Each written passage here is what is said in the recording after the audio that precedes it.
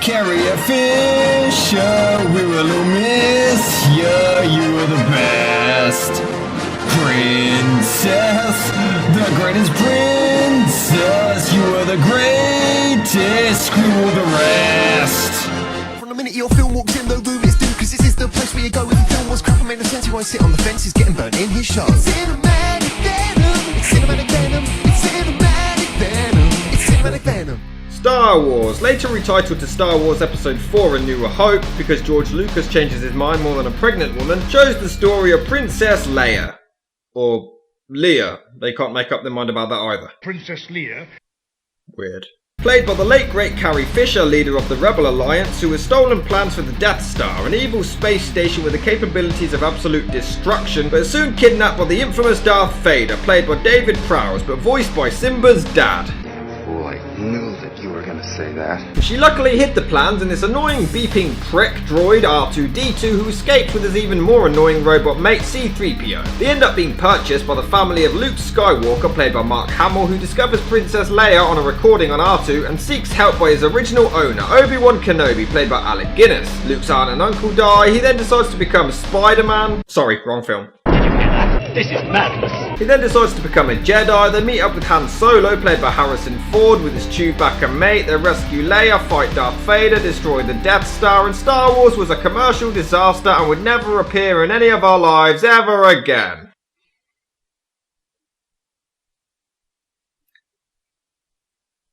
Quite frankly, sir, I don't know what he's talking about. The original idea for the film, you know, back when he expected nothing to ever come of it, so it was literally just called Star Wars. Confusing now when you tell someone, I just watched Star Wars. Which one? Star Wars.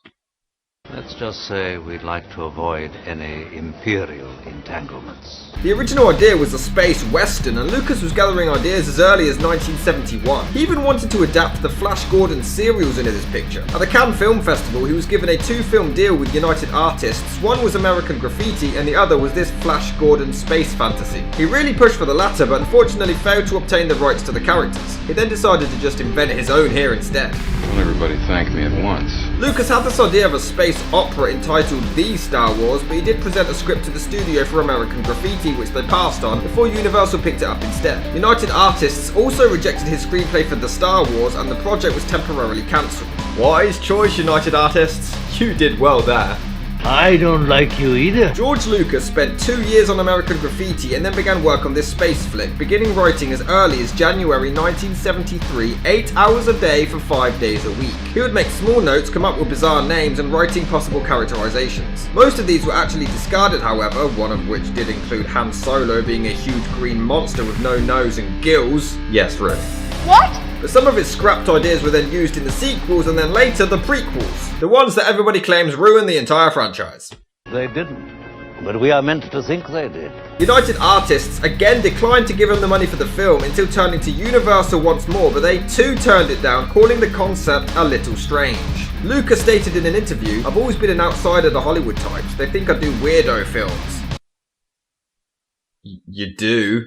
I see your point, sir. The studio, however, simply stated, "We just didn't think much of science fiction at the time. We didn't think it had much of a future then with that particular audience. Science fiction wasn't popular in the mid-70s. What seems to be the case generally is that the studio executives look for what was popular last year rather than try to look forward to what might be popular next year." I find your lack of faith disturbing. Lucas stated, "The film isn't about the future. My main reason for making it was to give young people an honest, wholesome fantasy life, the kind my generation had. We had westerns, pirate movies, all kinds of great things. Now they have the $6 million Man and Kojak. Where are the romance, the adventure, and the fun that used to be in practically every movie made?" I wasn't notified. Lucas originally stated the movie would be low budget, but the script proved otherwise, causing further issues. They asked for $8 million, but it ended up costing 10, but that was actually quite low budget for a Hollywood blockbuster at the time. Walt Disney Productions, who ironically purchased the rights to the franchise in 2012, rejected the original project, but Lucas persevered, adamant it would work and that people would like it. This can really save my neck. Eventually, Alan Ladd Jr., the head of 20th Century Fox, made a deal in June 1973 with Lucas writing and directing the picture. Writing began and George actually he ended up coming out with around 4 different screenplays, trying to find all the perfect ingredients for the story. By May 1974, he had a rough draft with names so stupid I'll let you look them up for yourself, but have this one for free. That isn't very reassuring. By January 1975, he had a second draft and a third by August the 1st that same year, titled The Star Wars from the Adventures of Luke Starkiller. Sounds like a Scooby-Doo episode.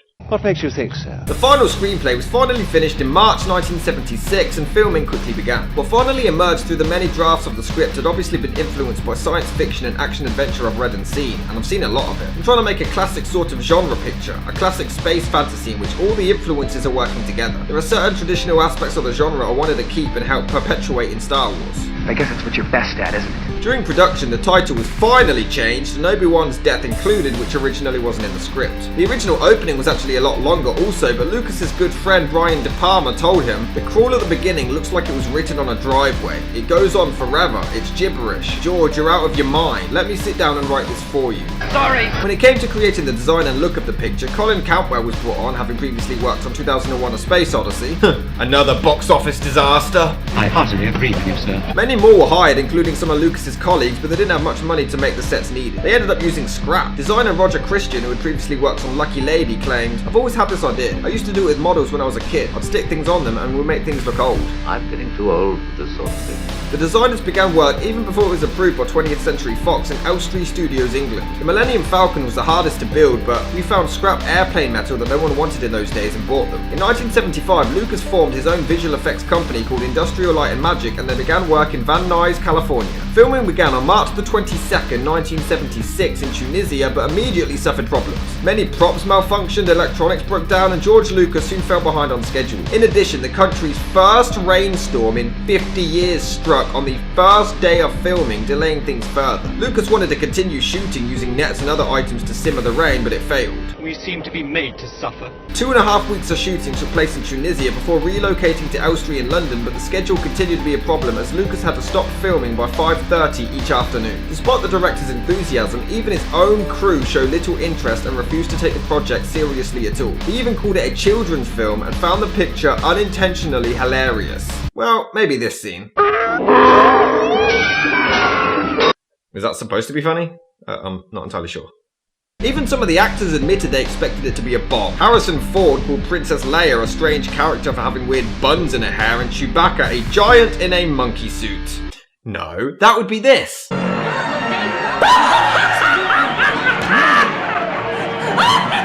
Lighting was also an issue, leading to the crew literally chopping walls and ceilings entirely, taking 14.5 weeks to wrap up shooting in England. They then relocated to Guatemala in March 1977, and the crew took their job so seriously they would actually let locals watch over the camera equipment, simply paying them with beer. No reward is worth this. George Lucas himself rarely communicated with his actors, admitting he expected too much from them but had little direction, usually just saying faster or more intense. Sounds like my girlfriend last night. Wish I could have joined in. The actors even did their best to try to cheer him up and make him smile or laugh, as he often seemed depressed on set. Probably saw the future reviews of the prequels. No! It was around this time when they reached their budget of $8 million and needed more, which scared the studio. Production then fell behind schedule, but Lucas was warned he needed to finish within a week or the film would be cancelled completely. He got the extra money, but Mark Hamill soon suffered a car accident, scarring his face, causing more problems with reshoots, but filming finally ended. Mark Hamill actually has a weird thing with stuff like that. In the trash compacting sequence, Mark Hamill held his breath for so long he actually ended up bursting a blood vessel in his face. Mark, why do you hate your face? I want to know how you got those scars. You're braver than I thought. The original release was scheduled for Christmas in 1976, but because of the constant production problems, it was pushed back to the summer of '77. Unfortunately, editor John Gibson's first cut of the film was, in Lucas's own words, a complete disaster. He then replaced him with a new editor and even allowed his wife Marcia to overlook the entire process. When it came to special effects, Industrial Light and Magic had the damn near impossible task of finishing a year's work in just 6 months. I think you overestimate their chances. In February 1977, an early cut was screened for the studio. Most special effects were missing. Vader's voice was the original actor's and much less threatening. I'm a member of the Imperial Senate on a diplomatic... You are part of the Rebel Alliance and a traitor. Take her away. Oh, be afraid of him. The original actor was David Prowse, and he was furious even 2 decades later about his voice being replaced. I guess he thought his voice was intimidating enough. Start tearing this ship apart piece by piece until you find those tapes. Find the passengers of this vessel. I want them alive! Orson Welles was almost dubbed in, but Lucas went against it, deciding he'd be too recognisable. This bickering is pointless. Brian De Palma, John Milius and Steven Spielberg, who were present, were all disappointed with the screening. Spielberg, however, claimed he liked the film, but he lacked enthusiasm because of the unfinished special effects. Some studio executives liked it, and Gareth Wigan even cried during the screening, saying, "This is the greatest film I've ever seen." How did we get into this mess? When it came to release, the studio gave very little support in advertising, so marketing director Charles Lippincott looked elsewhere, securing deals with Marvel for a comic book adaptation which came out in April 1977, and Del Rey Books for a novelization of the picture which was released in December 1976 before the film. In fear of being beaten by other summer pictures like Smokey and the Bandit, the release date was moved to May the 25th, 1975, immediately smashing box office records. Oh, he excels at that, sir. Lucas himself did not expect the sheer success of the franchise, admitting he visited the set of Close Encounters of the Third Kind and was positive that that would by far outperform Star Wars, and because of a deal between him and his friend Spielberg, the latter still receives 2.5% of the franchise's profits. Hey George, I'll be your friend! Why didn't you say so before? Lucas was so sure that it was going to fail, he even went on holiday to Hawaii with his wife, completely forgetting that his film was premiering on that exact same day.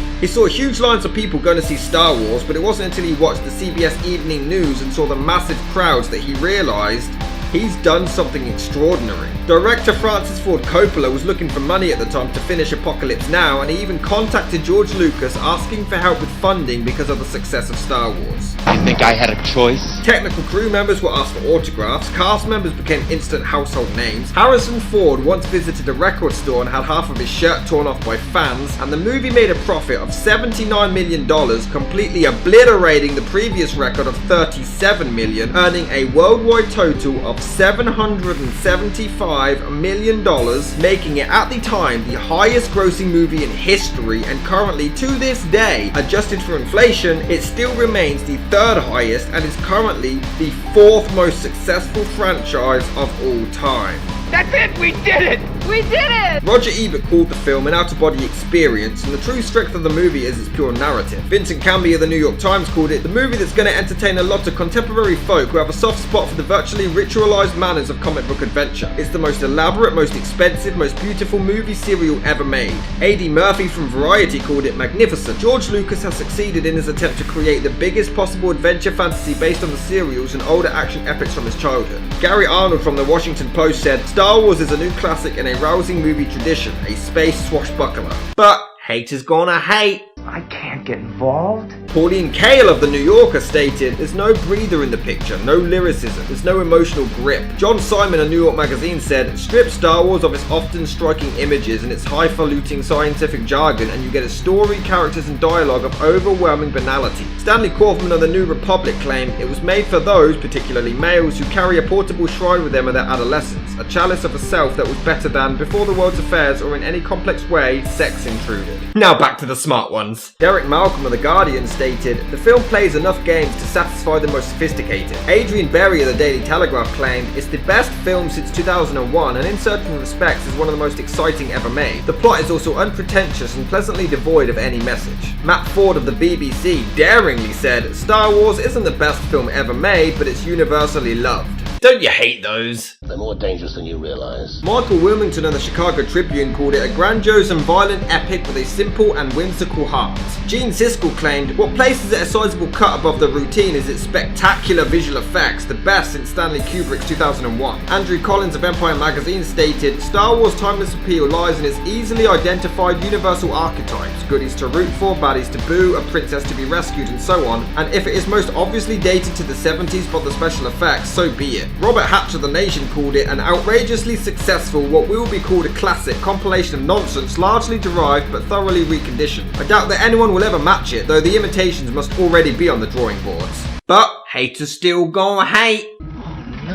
Jonathan Rosenbaum of the Chicago Reader claimed, "None of these characters have any depth and they're all treated like fanciful props and settings." Peter Keogh of the Boston Phoenix stated, "Star Wars is a junkyard of cinematic gimcracks, not unlike the Jawa's heap of purloined, discarded, barely functioning droids." Now Now that's a name I've not heard in a long time. The movie went on to win 6 Academy Awards for Best Art Direction, Best Costume Design, Best Film Editing, Best Original Score, Best Sound and Best Visual Effects. Alec Guinness was also nominated for Best Supporting Actor and Lucas for Best Original Screenplay, Best Director and Best Picture. This makes Star Wars the first ever science fiction movie to ever be nominated for a Best Picture Academy Award. Don't underestimate the Force. It went on to win a Golden Globe for Best Score, won a BAFTA for the same category as well as Best Sound. John Williams' score won a Grammy, and they also were awarded a award for Best Dramatic Presentation. The picture went on to win 9 Saturn Awards for Best Science Fiction Film, Best Direction, Best Writing, Best Supporting Actor, Best Music, Best Costume, Best Makeup, Best Special Effects, and Outstanding Editing. Very interesting. The original trilogy is often regarded as one of the best of all time, and Lucas confessed that it was originally supposed to be just one movie, but it would have been far too long. Not only has this film spawned 3 sequels, 3 prequels, a standalone film, all of which I will get onto, but a Christmas special we all want to forget was released on November the 17th, 1978. It was so bad, Lucas himself completely disowns it. In fact, it's never been aired since its original broadcast, but if you sacrifice your soul to the ancient gods, spread some magic charms in a field whilst reciting a mythical chant to your inner demon, you may still find a copy of it somewhere. I don't think he exists anymore. Even if you don't like the movie, there's just no denying the incredible impact they've made in cinema history. This is easily one of the most quotable films ever, the most famous movie franchise of all time, and it's inspired so many filmmakers, movies themselves, actors, and opened the doors to so many other talents everywhere. AFI listed the original as the 15th best movie of all time, the 27th most thrilling film ever. How can it be the 15th best film ever, but only the 27th most thrilling? Well, I guess technically it could. Shut up! Watch your mouth, kid, or you're gonna find yourself floating home. They also listed Obi-Wan Kenobi as the 37th greatest hero and Han Solo the 14th, making Star Wars the only film with 2 characters on the same list. The famous line, "May the Force be with you," was listed as the 8th greatest quote and the 22nd by Premiere. The movie was picked with the #1 best score by AFI, who also selected it as the 39th most inspiring picture and the 2nd greatest sci-fi, only behind 2001 A Space Odyssey. This is all his fault. And I know you're all rolling up your sleeves waiting to hear my personal thoughts. What can I say? It's Star Wars, dude! This one does have a lot of problems, but you can't deny its impact and you have to respect what it's done. Visually it's breathtaking and has some revolutionary effects for its time. The action is incredibly intense to the point you're on the edge of your seat. The cinematography looks gorgeous, the scenery is outstanding, the acting performances are mostly great, the music is insane, but... Okay, I do agree with some of the points that the party-pooping critics made. I don't like you either. First of all, yeah, these characters have no personalities. There's no character development in this movie at all. I find it baffling that George Lucas spent years writing down characterizations, but here we have a 2-hour film and not one single character has any substance to them. The closest you get is Han Solo, but all he has is... well, he's a money-grabbing douchebag. That's it. That's not a character. That's my ex-girlfriend. You watch your language. I can let this slide though, simply for the fact that it seemed George Lucas did not expect the film to be so successful that the sequel would actually get made. He didn't seem to focus on character development, he just wanted to tell a compelling story, which he actually succeeded in. As for Luke Skywalker, our hero, I truly don't understand how so many people slate Hayden Christensen in the prequels, don't worry, we'll get to that, for being a whiny bitch when you got to listen to this for 2 hours. But I was going into Toshi Station to pick up some power converters. I want to go with you. This R2 unit has a bad motivator, look! It just isn't fair. Wait a minute, where'd she go? Bring her back, play back the entire message. Can you believe he went on to become the best interpretation of Batman's most dangerous villain of all time? We're doomed. He's like an annoying 10-year-old kid who just won't leave you alone. He's so annoying and he's supposed to be the hero? He was like this in reality as well. I'm not even joking. According to Carrie Fisher in 2009, Alec Guinness once gave Mark Hamill £20 just to go away. He was asking him all these questions about his career and it quickly got on his nerves. Art imitating life, I guess. I don't know what you're talking about. When he finds out that his aunt and uncle have been murdered, it's not Hamill's fault, but wow, the writing is bad. With you to Alder. There's nothing for me here now. I want to learn the ways of the Force and become a Jedi like my father. That's it? Like, your entire life has just been crushed. The damage doesn't look as bad from out here. Remember in the Spider-Man films when this happened? It was such a big deal and evolved and developed at such a great pace and was truly heartbreaking. Here, it's literally, they're dead. Oh well, we need a way to further the plot, let's go. It's so rushed and forced. In fact, Obi-Wan is a complete douche because he doesn't even care. He doesn't console him, he's just happy he's finally manipulated Luke to see things his way and agrees to go along with him. He shows no sympathy for his loss whatsoever. Harrison Ford is highly entertaining as the douchebag and really pulls it off well. Marching into the detention area is not what I had in mind. But they're gonna kill her! Better her than me. And he also takes a not-so-subtle jab at religion. Kid, I've flown from one side of this galaxy to the other. I've seen a lot of strange stuff, but I've never seen anything to make me believe there's one all-powerful force controlling everything. There's no mystical energy field controls my destiny. It's all a lot of simple tricks and nonsense. Bravo. I think Leia is by far the most interesting character. Don't get me wrong, Darth Vader has such an awesome presence every time he's on the screen, and although others are entertaining, it's really refreshing to see a princess not be a damsel in distress for once. This one doesn't need any man, shoots stormtroopers, bosses people around, and is so independent and badass, I genuinely want to know more about her. Carrie Fisher also adds an incredible amount of charm to the role, and in my opinion she owns this performance and really steals the show. Ready to find out who also was considered for the role of Princess Leia? Deep breath! Karen Allen, Nancy Allen, Christine Baranski, Kim Basinger, Bonnie Bedelia, Glenn Close, Gina Davis, Melanie Griffith, Barbara Hershey, Farrah Fawcett, Terry Lynn, Cindy Williams, Catherine Hicks, Angelica Houston, Margot Kidder, Christine Larty, Jessica Lange, Kay Lenz, Bernadette Peters, Jane Seymour, Sybil Shepherd, PJ Soul, Sissy Spacek, Meryl Streep, Kathleen Turner, Sigourney Weaver, Diane Weiss, Deborah Vinger, Linda Blair, Pamela Sue Martin, Teresa Russell, and Jill Clayburgh. And breathe.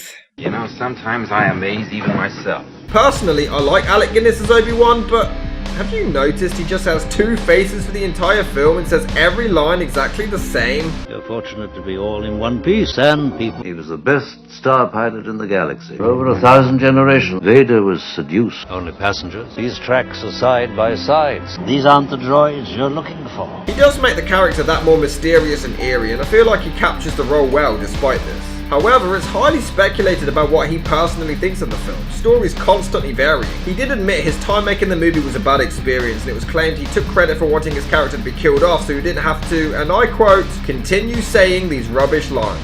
Lucas disputes this, saying it was his decision, but Guinness confessed to shriveling up each time anyone even mentions the film, and there were rumours he even threw away any Star Wars related fan mail without reading it, though these claims are heavily disputed. Lucas claimed he seemed to enjoy his time on set, but Guinness did admit he hated the dialogue, but went on record in regards to the final film to state, it's staggering a spectacle and technically brilliant, exciting, very noisy and warm-hearted. The battle scenes at the end go on for 5 minutes too long, and some of the dialogue is excruciating and much of it is lost in noise, but it remains a vivid experience. Don't be too proud of this technological terror you've constructed. However, in his 2003 biography, written letters from the man himself to his good friend Anne Kaufman were released. Letters written during production. New rubbish dialogue reaches me every other day on wads of pink paper, and none of it makes my character clear or even bearable. I just think, thankfully, of the lovely bread which will help me keep going until next April. I must go off to the studio and work with the dwarf. Very sweet, and he has to wash in a bidet. And your fellow countrymen Mark Hamill and Tennyson? That can't be right. Ford. Ellison? No. Well, a rangy, languid young man who is probably intelligent and amusing, but oh god, they make me feel 90 and treat me as if I'm 106. Oh, the actor's name is Harrison Ford. Ever heard of him?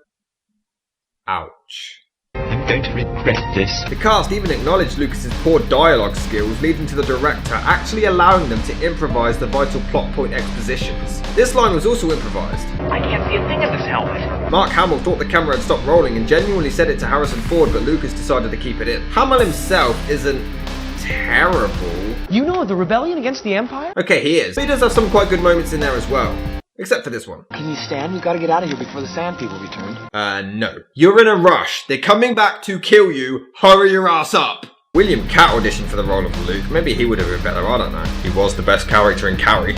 Weirdly, Robert Englund actually auditioned for this role as well, but he was rejected. He then suggested his roommate try out and, yep, you guessed it, Freddy Krueger's roommate was Luke Skywalker. That needs to be a sitcom. Leave that to me. This shot goes nowhere near the Stormtrooper, but he still decides to sell it anyway. This dialogue is just sci-fi mumbo-jumbo to me. I couldn't care less about this crap. I'm a member of the Imperial Senate on a diplomatic mission to Alderaan. You are part of the Rebel Alliance and a traitor. What? C-3PO was also a massive prick to his good friend R2-D2. Mel Blanc actually auditioned for the role of C-3PO, but that would have made him way too likable. Who is she? She's beautiful. I'm afraid I'm not quite sure. Help me, Obi-Wan Kenobi. I'm sure this won't lead to any awkward or disgusting plot points later on. Also, it's a really forced love story immediately. Oh, she's so cute, I want her now. Why is only her audio dubbed? Have you seen Luke this morning? He said he had some things to do before he started today, so he left early. Oh, did he take those 2 new droids with him? I think so. What is C-3PO doing here? He looks traumatized. Maybe he just read George Lucas's script for Howard the Duck. This looks like R2-D2 is having a piss. Here, Han Solo shoots someone and nobody cares. Maybe they just saw what happened to Bruno and decided they didn't want to mess with Harrison Ford. Fuck off. Still more real than the blockbuster Busters acting. Why is Han Solo surprised to hear that a princess is rich? Isn't it self-explanatory? Kinda comes with the package, a princess is rich. What? You're telling me that a reaction channel has no talent? So here, Leia shoots a hole open and they escape down a... well, shoot. Can't the stormtroopers just follow them down? I mean, okay, yeah, it starts closing in on them and the bad guys would have known that, but it's a bit odd that the heroes don't even consider this a possibility. They just dive down there and chill like they've just discovered the most perfect hidden passageway to Area 51. You've left a giant massive hole where you've escaped. Well, I guess they did need to make a scene for Ernest to parody years later. Also, shouldn't the trash rise as the walls close in instead of just staying at the bottom for suspense purposes? I don't get why the stormtroopers discover the droids and they know that they're looking for droids that match their description and they just let them go. Best film ever? With one of the dumbest movie moments ever? All of these stormtroopers and not a single one manages to hit Han Solo. I know they're world renowned for being bad aims, but this is ridiculous. Creepy. This is so creepy. This is so creepy. She's your sister. So here, we get exposition about the plan at the end to destroy the Death Star, but it's really not needed. It's just more sci-fi mumbo-jumbo and we don't need it explained. Show, don't tell. It's really short too, making it even more pointless. I mean, who's realistically going to watch the climax and be like...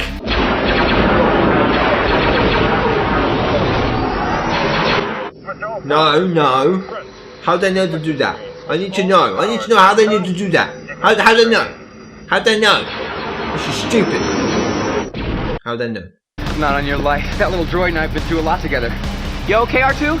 What? We've seen him interact with C-3PO far more than R2-D2. This is just random, but yeah, okay, I'll buy it. The guns, they've stopped. The acting.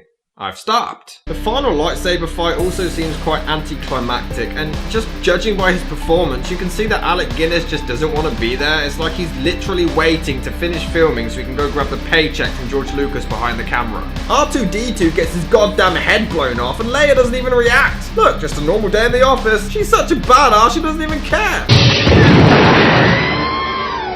I lost our cue. Meh, it happens. In 1997, the film was re-released with new and enhanced special effects, and by God, they suck. These are just awful. Do any of these look real to you? I'm watching a Star Wars movie that makes Jurassic World special effects look somewhat reasonable. How is it possible that the 1977 version looks more legit? What a piece of junk! Not only do they look terrible, but they're just not needed. What are they even adding to the scene? All they do is draw your attention away from what's going on because of how fake and out of place they look. The original looked fine. It didn't need this. They were a complete waste of time, effort, and money. You've taken your first step into a larger work. This scene was originally cut out because they couldn't do the effects in 1977. Well, you couldn't do them in 1997 either, so why do it at all? This looks awful. I recognized your foul stench when I was brought on board. The movie itself, I believe, has some sloppy writing and performances, but all in all, it's a decent flick. Not great, but I could see why it was such a hit back then. It's a good and entertaining action sci-fi film, and it's definitely worth the watch. The film took a lot of risks, broke so many records and boundaries, and was just the beginning of an incredible journey. Let's continue it.